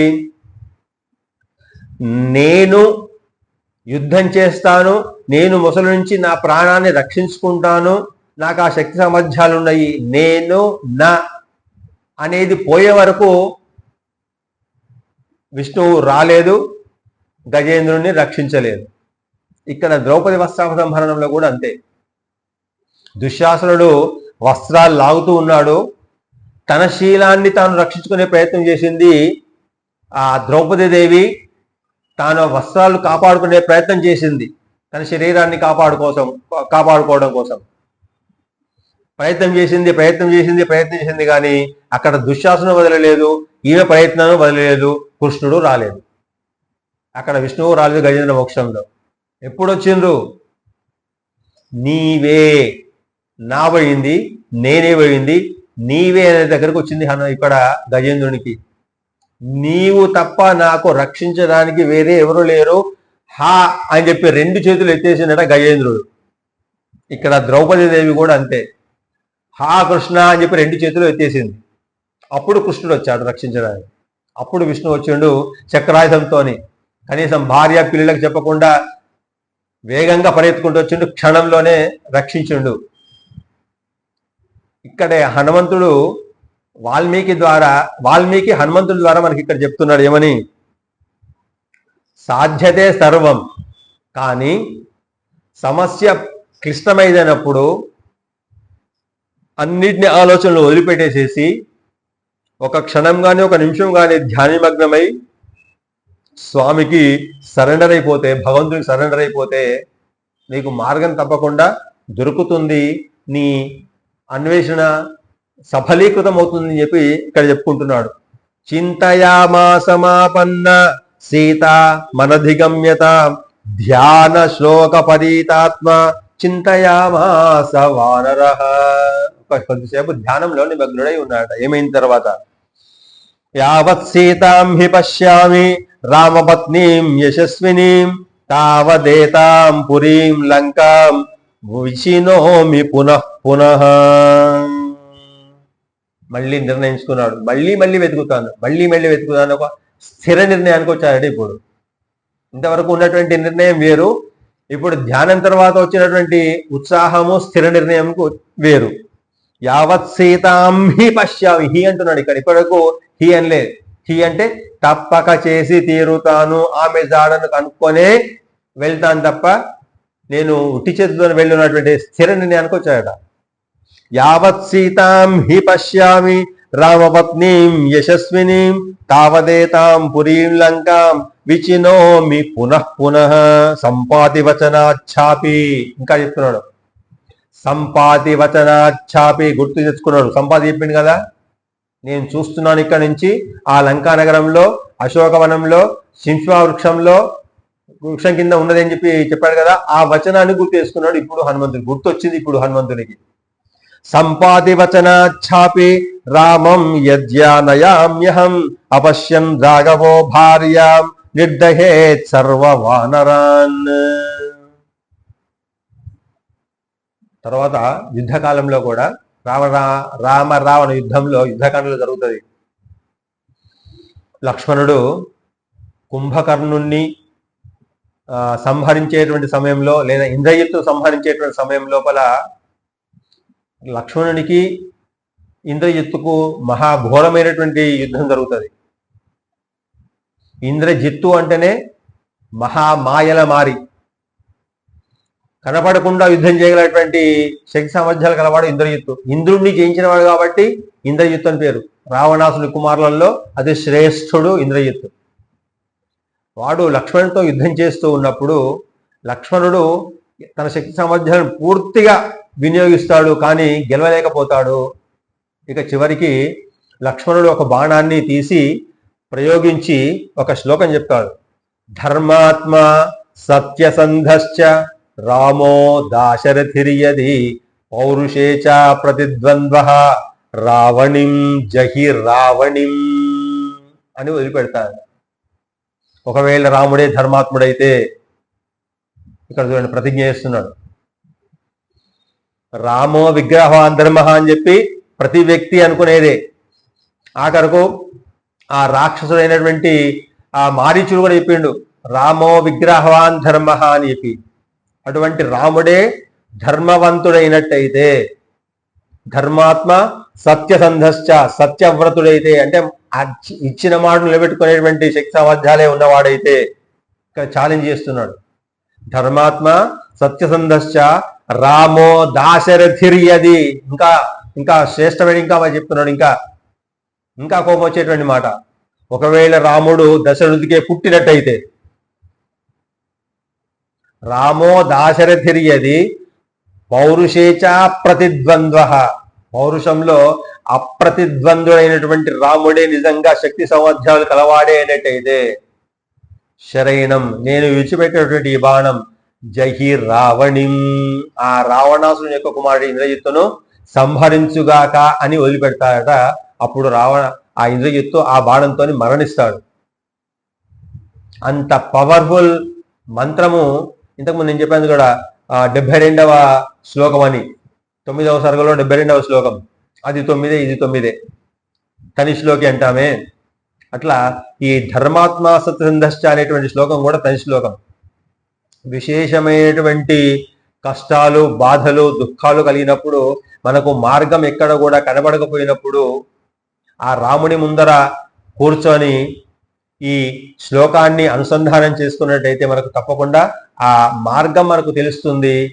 ఆ కార్యాన్ని సాధించేటువంటి ఉపాయం మనకు తోస్తుంది. కార్యాన్ని మనం సాధించగలమని చెప్పి మనకు రామాయణం చెప్తుంది. అంటే మన ప్రయత్నం ఎంత ఉన్నప్పటికీ కూడా సాధారణంగా మనిషి తన శక్తి మీద, ద్రౌపది ఏ విధంగా ప్రయత్నం చేసిందో, గజేంద్రుడు ఏ విధంగా ప్రయత్నం చేసిండో, తన శక్తి ఉన్నంత వరకు తాము పోరాడిండు. కానీ తమ శక్తి కోసం తమను తాము రక్షించుకునే ప్రయత్నం ఎప్పుడు చేస్తారో భగవంతుడు అనుగ్రహించాడు. అయ్యా నా శక్తి కాదు ఇది, నీదే శక్తి, నీవే రక్షణ, నీదే బాధ్యత అని చెప్పి మనం సరెండర్ అవుతామో అప్పుడు భగవంతుడు మన మీద అనుగ్రహం కలిగిస్తాడు. శక్తి సామర్థ్యాలు మనకు పెంపొందిస్తాడు. ఆ శక్తి ద్విగుణీకృతమవుతుంది, త్రిగుణీకృతం అవుతుంది. మనం శత్రువును సంహరించగలుగుతాము. అహంకారం లేనప్పుడు, మమకారం లేనప్పుడు. అహంకారం మమకారాలే మనకు ప్రతిబంధకాలు, ముఖ్యంగా ఏ సాధనకైనా కానీ. కాబట్టి పెద్దలు ఏం చెప్తారంటే, మనము ఒక ఇన్స్ట్రుమెంట్, ఒక పెన్నులాగా మనం ప్రవర్తించాలే తప్ప నేను అని ప్రవర్తించకూడదు. I am an instrument as a man, as a woman. I am an instrument only. I am doing my works with the help of God, with the grace of my God అని ఎవడైతే అనుకుంటాడో వాడికి తప్పకుండా విజయం లభిస్తుంది. ఎవడు ఫెయిల్ అవుతాడు అంటే, ఇది నేను చేస్తున్నాను, నా ప్రయత్నమే, నేను మాత్రమే చేయగలను అనేటువంటి అహంకార మమకారాలు ఎవరైతే ఉంటాయో వాడికి సఫలత్వం అనేది దాదాపుగా మృగ్యంగా ఉంటుంది, లభించదు అని ఇక్కడ స్థిర నిర్ణయానికి వచ్చినటువంటి హనుమంతుడు యావత్ సీతాం హి పశ్యామి రామపత్నీం యశస్వినీం తావదేతాం పురీం లంకాం విచినోమి పునః పునః సంపాతి వచనాఛాపి.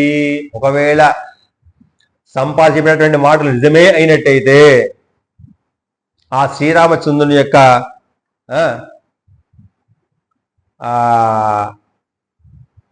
సమక్షాన్ని ఇక్కడ నేను తీసుకొస్తాను. అంటే రామచంద్రుడు తప్పకుండా ఇక్కడ నేను తీసుకొస్తాను. ఎప్పుడు తీసుకొస్తాను? సీత దానికి అనుకుంటున్నాయి కదా అని అనుకొని సంపాతి వచనాఛాపి రామం యజ్జానయామ్యహం అపశ్యన్ రాఘవో భార్యాం నిర్దహేత్ సర్వవానరాన్.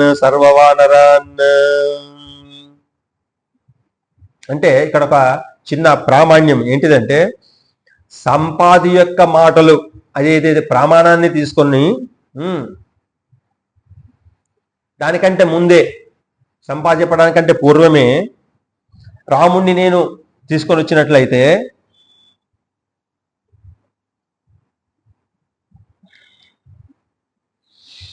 ఇటువంటి అనర్థం జరిగేది కాదు అనుకుంటున్నాడు ఒక రకంగా. సంపాతి యొక్క వచనం వలన నేనే అంటే హనుమంతుణ్ణి శ్రీరామచంద్రుని చెరకు తీసుకొని వచ్చినట్టయితే రాముడు తన భార్య సీతమ్మను చూడని వాడై వానరులను అందరినీ సంహరించి దహించి వేయును అంటున్నాడు. సంపాతి వచనాఛాపి రామం యజ్జానయామ్యహం అపశ్యన్ రాఘవో భార్యాం నిర్దహేత్ సర్వవానరాన్. ఇంకా ఇహైవ నీతాహారో వత్స్యామి నీదేంద్రియ నమస్కృతే వినశ్యేయు సర్వే తే నరవానరాః. కాబట్టి నా యొక్క వైఫల్యం వల్ల ఈ నర వానరులందరూ కూడా నశించిపోతారు. కాబట్టి నా కారణంగా అటువంటి దుశ్చర్య జరగకుండా చూస్తాను అంటూ అశోకవనికాచేయం దృశ్యతే యా మహద్రుమ ఇమామధిగమిష్యామి నహీయం విచితామయ. ఇప్పుడు కొంచెం మార్గం దొరికిందట. ఇప్పటి వరకు లంకా నగరంలో ఈ రావణాసుని భవనంలో అన్ని చోట్ల వెతుకుంది కానీ అశోకవనంలోకి ఇంకా ప్రవేశించలేదు. ఇగో ఇప్పుడు అశోకవనం ఈయనకు కనపడిందట. మహా ఎత్తైనటువంటి అశోక వృక్షాలతో కూడినటువంటి ఆ వనాన్ని అశోకవనికాచేయం దృశ్యతే యా మహాద్రుమ ఇమా మధి గమిష్యామి నహీయం విచితామయ. కాబట్టి ఇప్పటివరకు నా చేత ఈ అశోక వనము వెతకబడదు. అశోకవనం అంటే ఏంటిది? శోకం అంటే దుఃఖం, అశోకం అంటే దుఃఖమును తొలగించున్నది లేదా దుఃఖం లేకుండా చేయున్నది, దుఃఖం లేనిది అశోకం.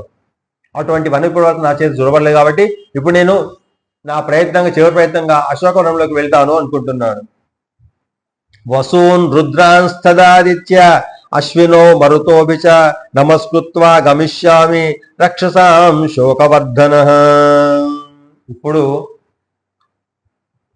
గమనించాల్సినటువంటి 2 శ్లోకాలు 56, 57 శ్లోకాలను గమనించాలి. 56, 57, 58 ఈ శ్లోకాలు చాలా చాలా ముఖ్యమైనటువంటి శ్లోకాలు. చూడండి. వసూన్ రుద్రాంస్తదాదిత్యాః అశ్వినో మరుతోభిచ 18 వసువులను రుద్రులను, తర్వాత అశ్విని దేవతలను, తర్వాత 12 ఆదిత్యులు సూర్యులు 12 మంది, వీళ్ళందరినీ గుడికి ఒక నమస్కారం చేసినట హనుమంతుడు. పూర్వం సాగర ఉల్లంఘనం చేసినప్పుడు కూడా వాయుదేవునికి, సముద్రునికి, అగ్నిదేవుడికి నమస్కరించి మహేంద్ర పర్వతం నుంచి ఎగిరే ప్రయత్నం చేసిండు హనుమంతుడు. ఆ విధంగా సముద్ర లంఘనం సక్సెస్ అయింది.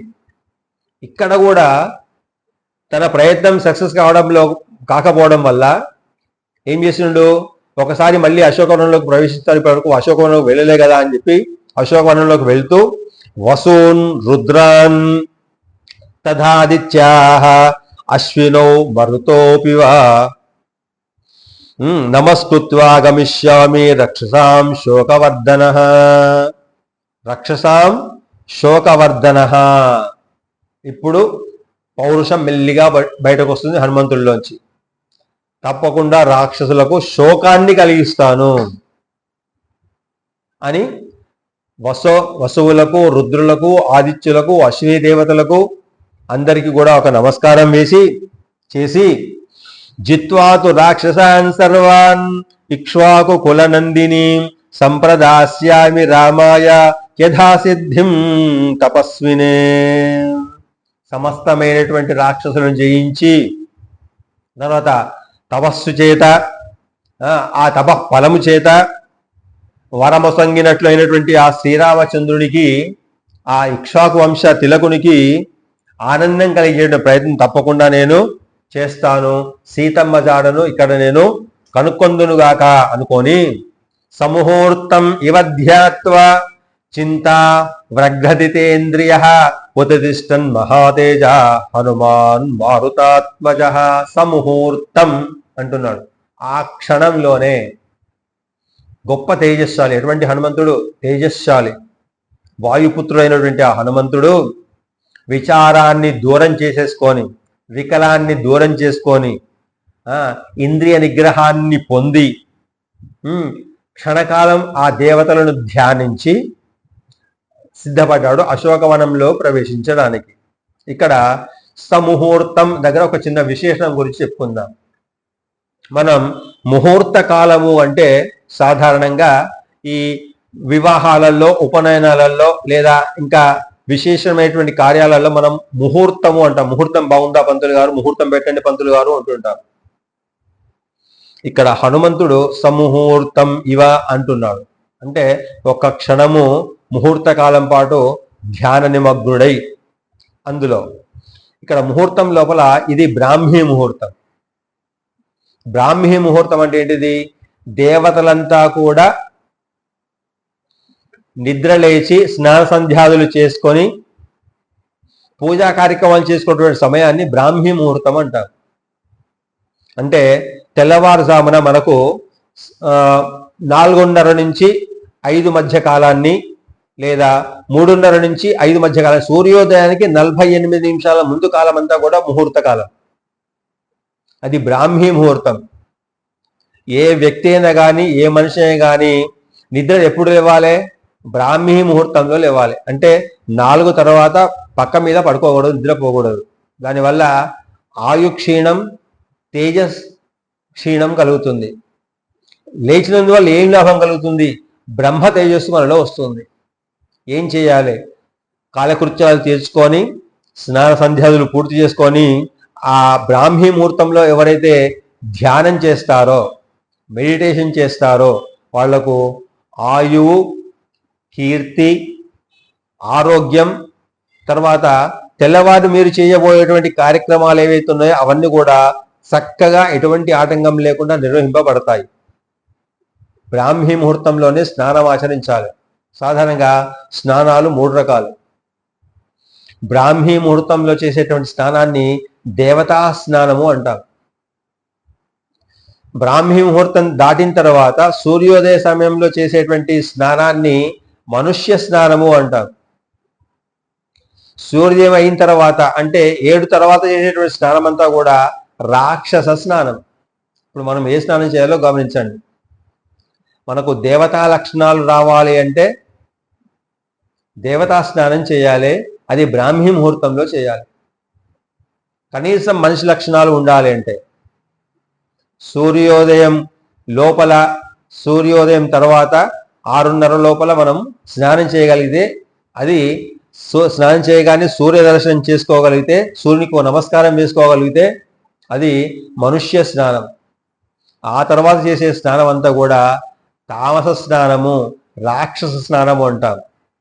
అటువంటి స్నానాలన్నీ కూడా రాక్షస గుణాలని మనకు ప్రేరేపిస్తాయి తప్ప, రాజసత గుణాలను ప్రేరేపిస్తాయి తప్ప సాత్విక గుణాలను ప్రేరేపించేటువంటి స్నానం కాదు. కాబట్టి మనము ఈ సుందరకాండ ద్వారా, ఈ ముహూర్తం ద్వారా, సముహూర్తం ఇవంధ్యాత్వా, ఈ హనుమంతుడు కూడా రాత్రంతా వెతికిండు. తెల్లవారుజాము అవుతుంది, 3:30 అయిపోయిందేమో బహుశా, బ్రాహ్మీ ముహూర్త సమయం ప్రవేశించేమో సమయం బహుశా. ఆ సమయం లోపల ఒకసారి ధ్యానం చేసుకొని సముహూర్తం వివంధ్యాత్వ చింత ప్రఘ్రతితేంద్రియ ఉదతిష్టన్ మహాతేజ హనుమాన్ మారుతాత్మజ. అప్పుడు స్థిరంగా లేచి నిలబడి అశోకవనంలోకి ప్రవేశిస్తున్నాడు. అప్పుడు మళ్ళీ ఒక శ్లోకం చెప్తున్నాడు. ఇది 59వ శ్లోకం. 58వ శ్లోకంలో సగము, 59వ శ్లోకం. నమోస్తు రామాయ సలక్ష్మణాయ దేవ్యై చ తస్మై జనకాత్మజాయై నమోస్తు రుద్రేంద్ర యమానిలేభ్యో నమోస్తు చంద్రార్కమరుద్గణేభ్యః అని నమస్కారం చేసిండు హనుమంతుడు. ఇప్పుడు రామునికి కూడా నమస్కారం చేసిండు. నమోస్తు రామాయ, ఓ రామచంద్ర నీకు ఒక నమస్కారము. దేవ్యై చ తస్మై జనకాత్మజాయై, ఓ రామచంద్ర సీతాదేవితో కూడుకున్నటువంటి ఓ రామచంద్ర.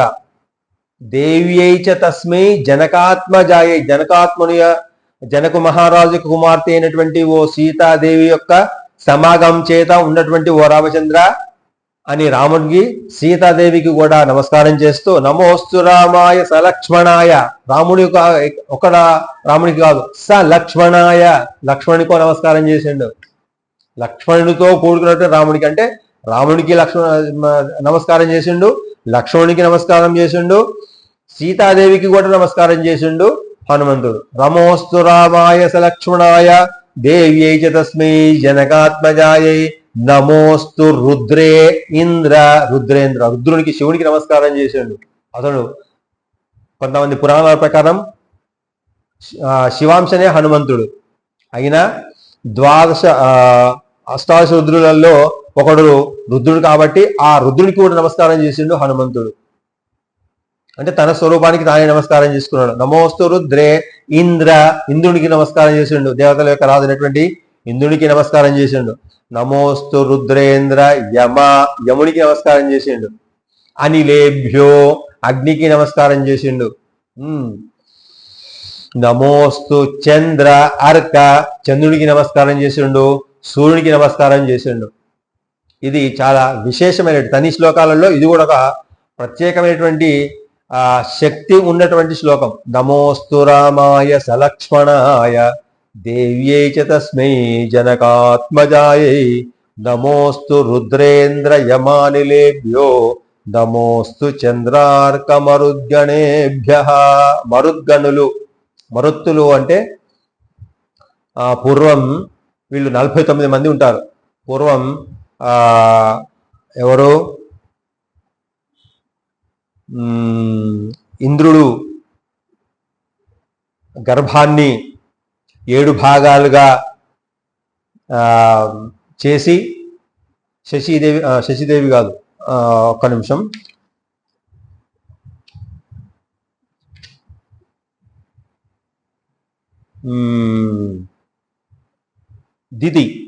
దితి గర్భంలో ఉన్నటువంటి పిండాన్ని 7 భాగాలుగా నరికిండు. ఇంకా తృప్తి పడక ఆ 7 భాగాలను 7 భాగాలుగా చేసిన, మొత్తం 49 భాగాలు చేసినట్ల వాళ్ళు మరుత్తు దేవతలు అంటారు. 49 మంది గణం, మరుద్గణం అంటారు.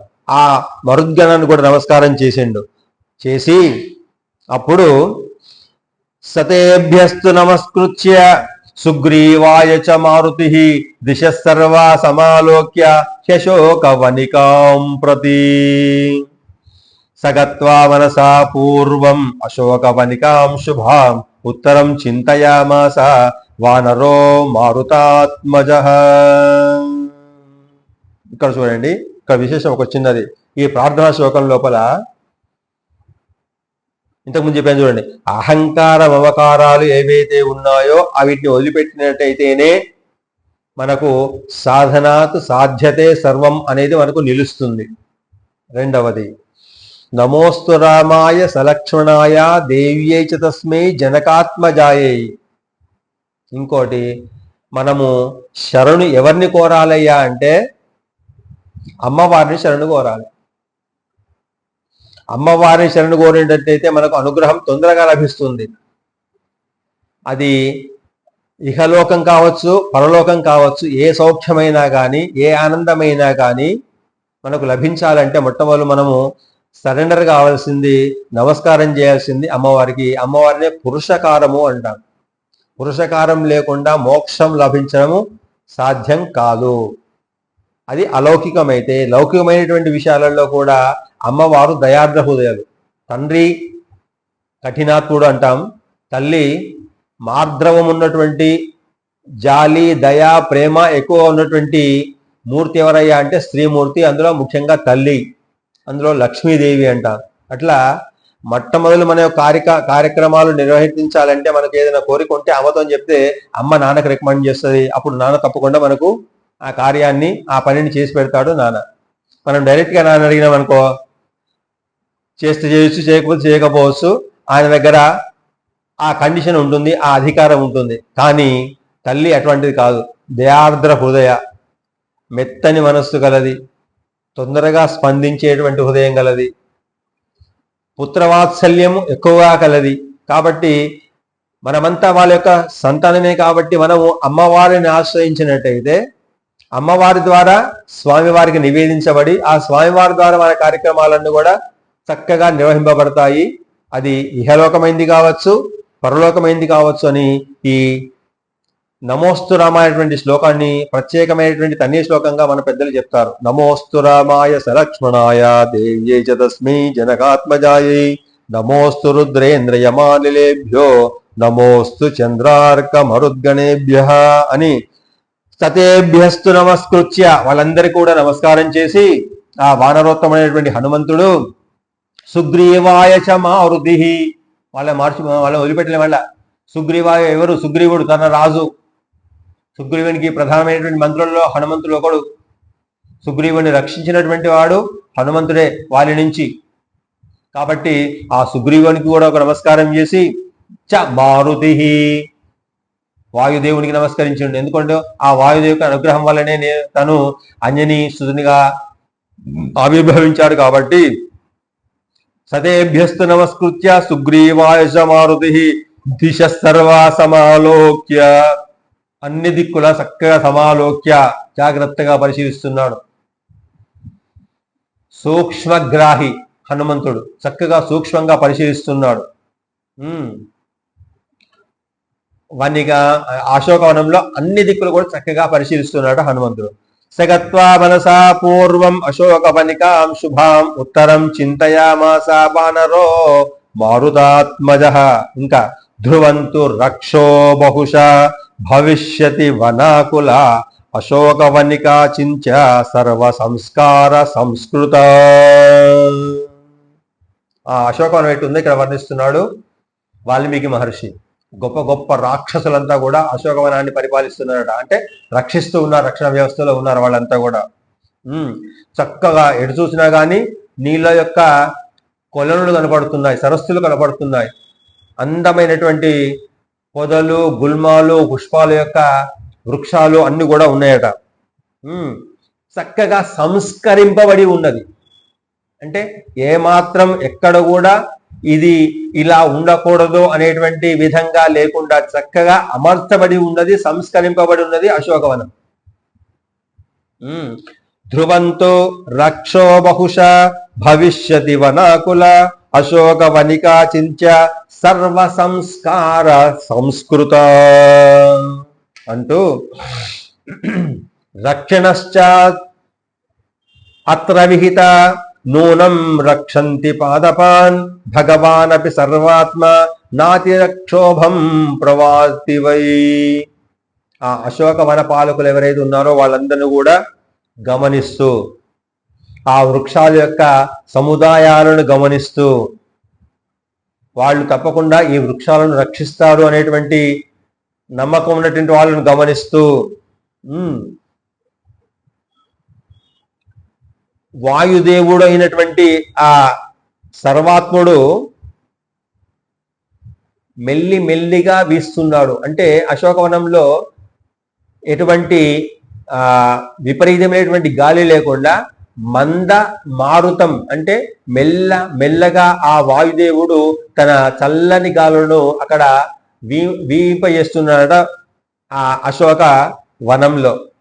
ఇంకా సంక్షిప్తోయం మయాత్మా చ రామార్థే రావణస్య చ సిద్ధిం మే సంవిధాస్యంతి దేవాసర్షి గణాస్త్వ్యః.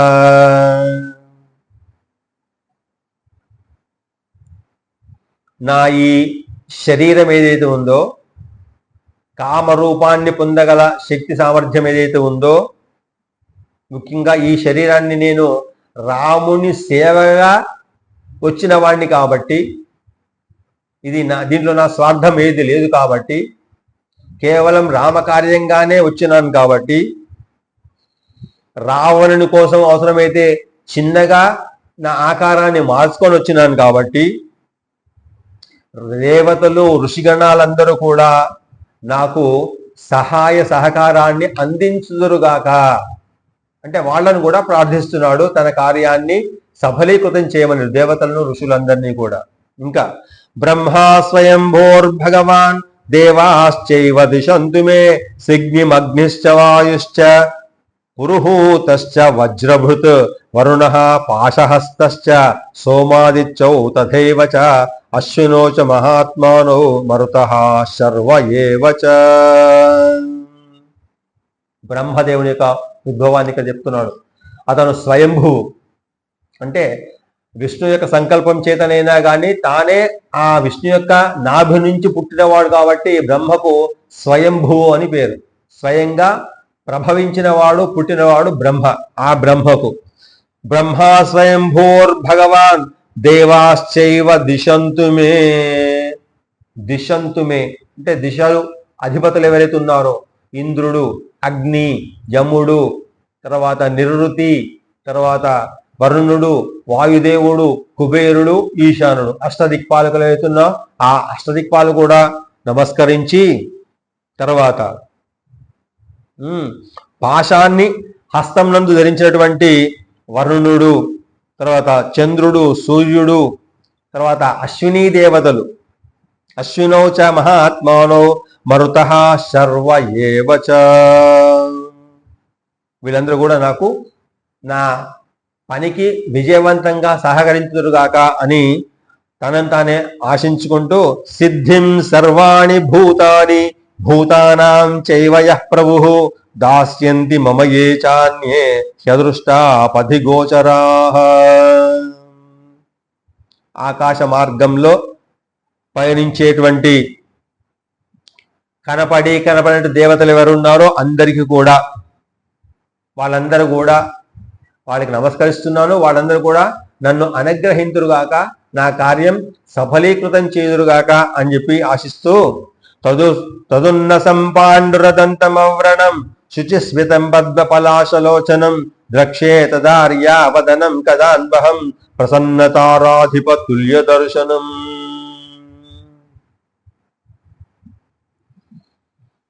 ఆ సీతమ్మ యొక్క జాడను నేను వెతకడానికి కోసం ప్రయత్నం చేస్తున్నాను. కాబట్టి ఎటువంటి సీతను ప్రయత్నం చేస్తున్నాను? తదున్న సంపాండుర దంతమవ్రణం, ఉన్నతమైనటువంటి నుదురు కలది, ముక్కు కలది, ముఖ్యంగా అందులో నాసిక. తదున్న సంపాండుర దంతమవ్రణం, ఆమె యొక్క దంతాలు ఎలా ఉన్నాయట వర్ణిస్తున్నాడు. తెల్లని పాండురం అంటే తెల్లని ఏనుగు దంతాలు ఏ విధంగా ఉన్నాయో అటువంటి దంతాలు కల సీతమ్మను.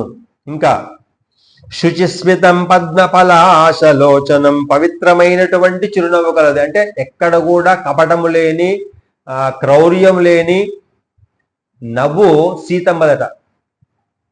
శుచిస్మితం అనుకో, శుచి కలిగినటువంటి చిరునవ్వు కలది సీతాదేవి. శుచిస్మితం పద్మపలాశలోచనం, పద్మపత్రముల వంటి కన్నులు కలది, అందమైనటువంటి కన్న దృష్టి కలది.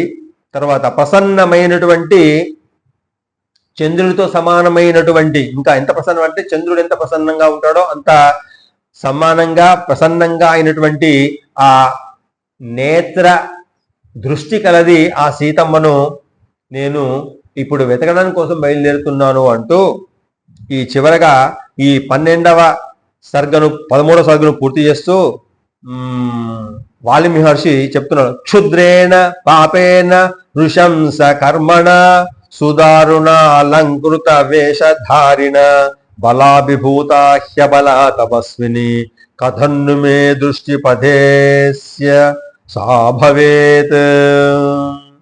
నీచుడు, పాపాత్ముడు, మిక్కిలి దుష్టకర్మలయందే ఆలోచన గలవాడు చేసేటువంటి వాడు అయినటువంటి ఆ రావణుని చేత బలంగా అంటే బలవంతంగా తీసుకురాబడినటువంటి ఆ సీత అయినటువంటి దీనురాలైనటువంటి ఆ సీతమ్మను ఇప్పుడు తప్పకుండా నేను కనుక్కుంటాను. కానీ ఎప్పుడు కనపడుతుందో కదా, ఎట్లా కనపడుతుందో కదా అనేటువంటి ఒక ఆలోచనతో అశోకవనంలో ప్రవేశిస్తున్నారట. క్షుద్రేణ పాపేన నృశంస కర్మణ సుదారుణాలంకృత వేషధారిణ బలాభిభూత హ్యబలా తపస్విని కథున్ను మే దృష్టి పథేస్యదా భవేత్.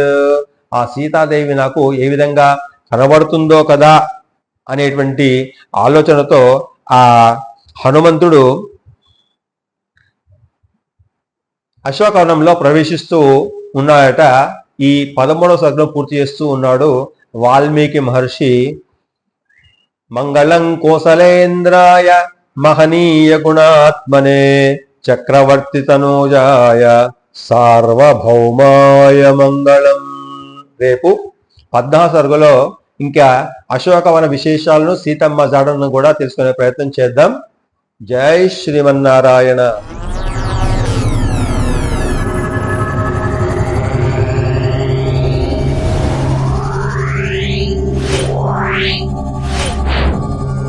Meow.